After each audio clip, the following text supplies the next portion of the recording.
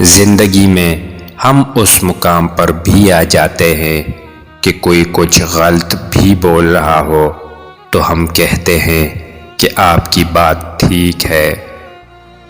ہم کچھ لوگوں کی زندگی میں 12ویں کھلاڑی کی طرح ہوتے ہیں، جب کوئی اور دستیاب نہ ہو تو پھر ہمارا انتخاب ہوتا ہے۔ انسان کو اپنے اوقات کا پتہ اس وقت چلتا ہے جب اسے وہاں سے ٹھوکر لگے جہاں پر اس نے سب سے زیادہ بھروسہ کیا ہو۔ اگر دنیا آپ پر ہنستی ہے تو آپ بھی دنیا پر ہنسو، کیونکہ دنیا بھی اتنی ہی مزاحیہ ہے جتنے کہ آپ۔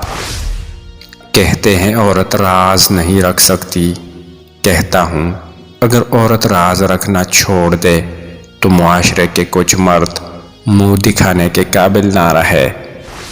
میری ذہانت اور شخصیت دھری کی دھری رہ گئی جب میرا پالا اپنے نصیب سے پڑا۔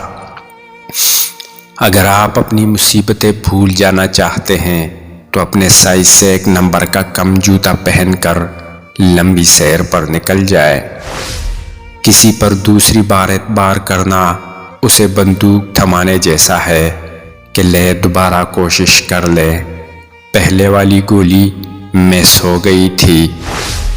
اپنے بارے میں برا مت سوچئے، ورنہ جن لوگوں نے اس کا ٹھیکہ لیا ہوا ہے ان کا روزگار چھن جائے گا۔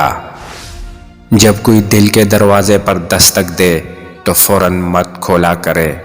کچھ لوگوں کی عادتیں بچوں جیسی ہوتی ہے، دستک دے کر بھاگ جاتے ہیں۔